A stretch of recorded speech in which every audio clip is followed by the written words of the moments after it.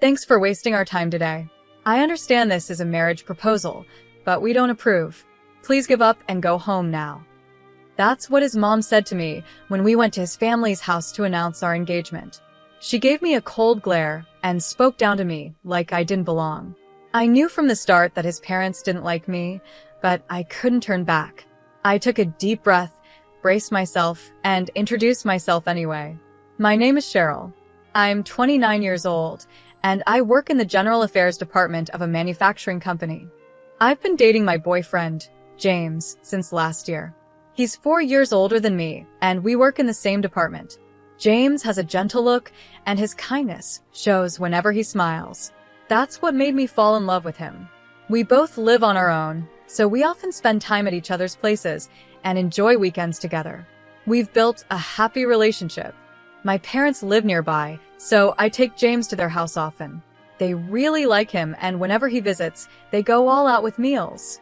James and my dad get along great, and I thought everything would go smoothly when we got married. But James had always hesitated to introduce me to his parents. When I asked him why, he looked uncomfortable. Could you wait a little longer? My parents aren't like yours. I wish I had grown up with parents like yours, he said with a sad expression. I wondered if he had issues with his family, but I decided to give him time. I wasn't in a hurry to get married, so I figured it would be better for him to open up when he was ready. But things don't always go as planned. One holiday, James and I were on our way to our favorite restaurant when something unexpected happened.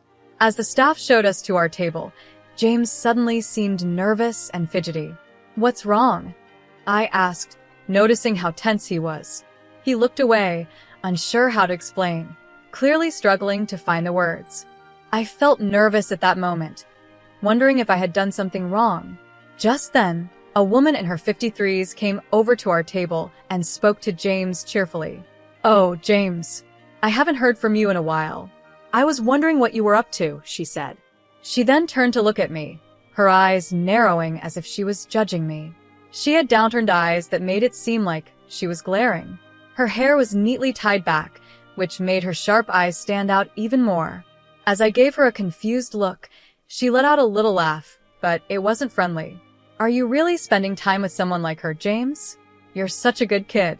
If you don't like it, you need to tell her. Otherwise, girls like her won't get the message," she said. James's face tightened in anger. He glared at the woman and firmly said, "I won't allow you to insult her." But the woman gave me a cold look and said, "It's a shame my son has been tricked by a girl like you. Leave him alone right now." After that, she went to the cashier, paid her bill, and left the diner. "What just happened?" I asked, still in shock. James replied in a low voice, "That was my mother.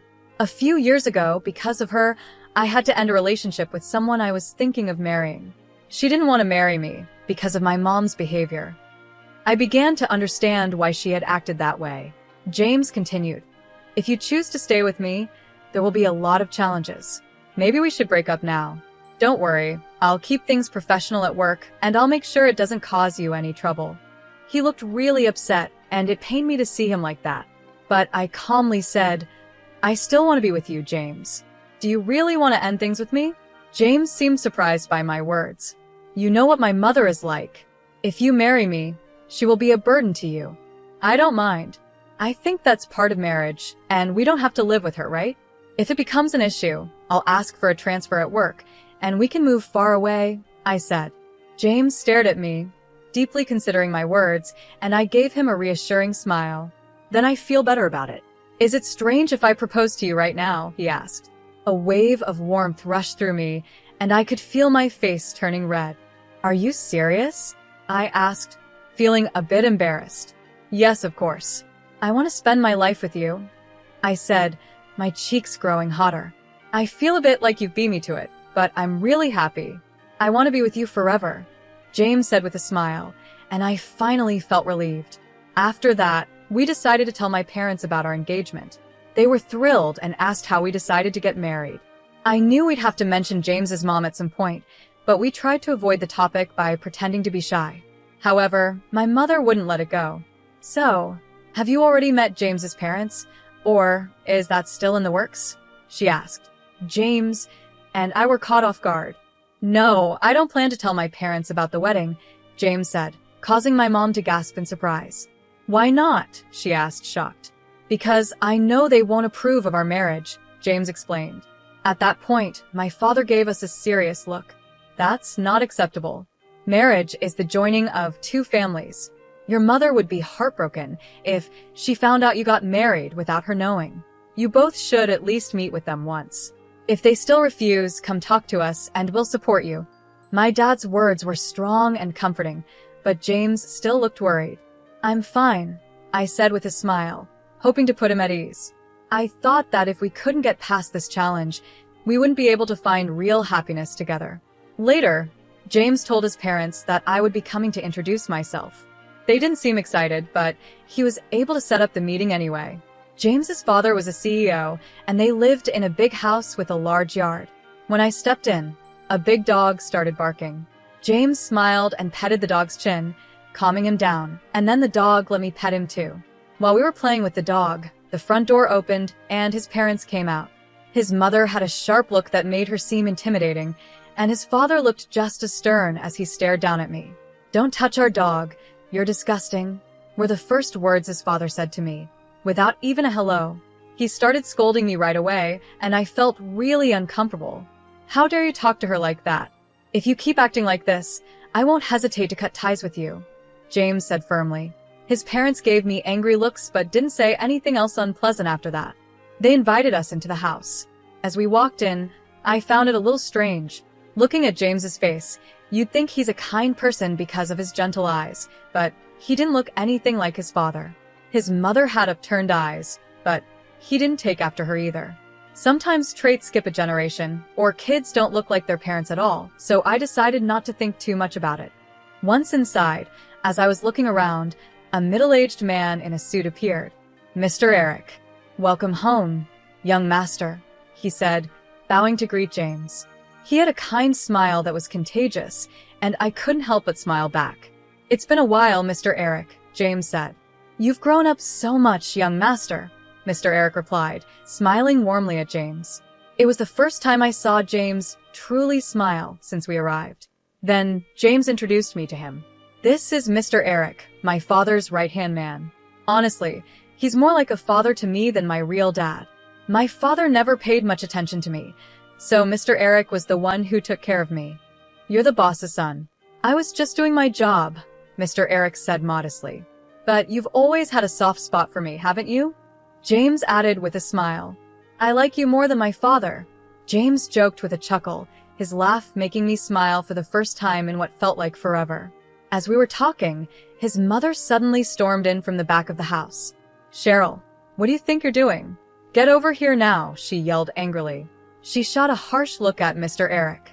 What are you doing here, slacking off? How many times have I told you to stay away from Cheryl? I'll make sure my husband knows about this. Now, get back to work. Mr. Eric nodded and replied, I understand. I'll do as you say. He then left the room. I couldn't help but wonder if being the CEO's secretary meant you had to deal with orders from the wife at home, too. James glared at his mother and spoke up. Why do you always treat Mr. Eric so poorly? How can you be so rude to someone who's worked so hard for Dad? Quiet. You should just listen to your parents. I'll handle that man. Now, both of you, come over here. We followed her to the living room, where James and I sat on the sofa across from his parents. His mother was the first to speak. Thanks for wasting our time today. I understand you're here to get our blessing, but we don't approve of this marriage. Just give up and go home, she said coldly. I was ready for the rude comments, so they didn't bother me as much as they could have. I calmly responded, No, thank you for making time to meet with us. James and I love each other, and it's natural for two people in love to get married, don't you think, father, mother? I smiled politely, but my mother-in-law let out an exaggerated sigh. You really don't understand marriage, do you? She said with a mocking tone. Since our last meeting, I've looked into you. You're a very average woman graduated from an ordinary school, working at a small company. Despite having no real skills, you've managed to trap my James, haven't you? Do you really think someone like you is a good match for our family? In marriage, what matters is a good match. Mom, James interrupted. Cheryl and I work at the same company, doing the same job. If you think she's not good enough, then neither am I. We are a perfect match. You're different, James, his mother snapped back. There must be a reason you chose that company, but this woman didn't have any other choice. And, she added with a smirk, turning her sharp gaze toward me, it seems like you come from a poor family. After our money, are you? My blood boiled at my mother-in-law's comments. I had promised myself I wouldn't let anything she said get to me, but when she insulted my parents, I couldn't hold back. I snapped, don't assume we're poor. Oh, what's wrong with telling the truth? She sneered. You live in an old, rundown house that's over 53 years old and drive a car from a decade ago. Did I strike a nerve? I'm just saying what's obvious. This is why I can't stand poor people. My family home was built by my great-grandfather, a carpenter. It's special to us. And as for the car, we like it and take good care of it. That doesn't make us poor. You did your research, right?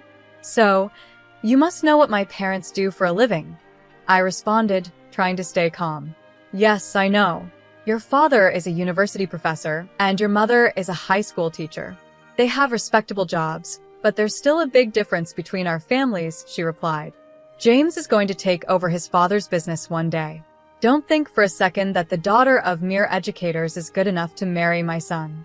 She laughed loudly, clearly enjoying herself. Just then, James stood up. His face, normally gentle, had turned into something I had never seen before, cold and furious. This is pointless. I'm cutting ties with you. I can't forgive you for insulting someone I care about. Cheryl, let's go. There's no reason to stay here anymore, he said, grabbing my hand as we left the house. I'm sorry, he said quietly as we walked away. I'll explain everything to your parents. Please don't say you won't marry me. I nodded, unable to speak. We went straight to my parents' house and told them what had happened. James had anticipated something like this might happen, so he had brought a voice recorder. Everything his mother said was recorded. After listening, my parents thought for a moment and then spoke. Yes, the way his mother talked was awful, but you two are giving up too easily. We'll help you come up with a plan, so keep preparing for the wedding, my father said. If you've both decided to marry, you don't need their approval. But it would still be better if you could get James's parents' blessing, my mother added calmly. Hearing their words gave us hope, and we nodded in agreement. We decided to leave the situation with James's parents to my family and focus on planning our future together. 2 months later, my parents called us and James and I visited my family home. When we arrived, we saw James's parents and Mr. Eric sitting around a small table. As we joined them, the room felt a bit crowded. I thought James's parents might make rude comments again, but they stayed quiet. My father was the one who filled us in on what had been discussed while we were away. James's parents looked into our family, so we decided to do some investigating as well. My father began. His parents married 32 years ago after his mother became pregnant. At that time, his father had just started his company. Mr. Eric, who was an ordinary employee back then, supported his father with dedication. As my father continued, James interrupted. That's all well known in our family. Mr. Eric started as a regular employee but was promoted to my father's personal assistant because of his hard work. My mother mostly raised me on her own while my father struggled to manage the company. It seems Mr. Eric supported not just my dad but my mom, too. My father nodded, acknowledging James's words. Then he said, Mr. Eric did indeed support your family with great dedication. Now, let me shift the conversation a bit. I'm a genetic researcher at the university. Genetically, children inherit half of their DNA from each parent. Even if a child looks very different from their parents, they still receive half of their genes from each one. James gave my father a puzzled look, and I was also confused about where he was going with this. My usually calm father had a serious expression as he addressed James's parents. Please listen carefully. I hired a detective to conduct a background check on your family. Your father works hard, and Mr. Eric has always been there to help. Your mother is fully devoted to housework. It's quite admirable. But when I looked at your family photos, something didn't add up. Neither of your parents have a widow's peak, but you, James, do. This trait is dominant, meaning a child with a widow's peak can only inherit it from a parent who also has one. And don't you think James looks quite a bit like Mr. Eric? especially with the drooping eyes and widow's peak. That's why I called your parents here today to discuss this. As my father finished explaining, James looked at his parents and Mr. Eric in shock, unsure of what to say.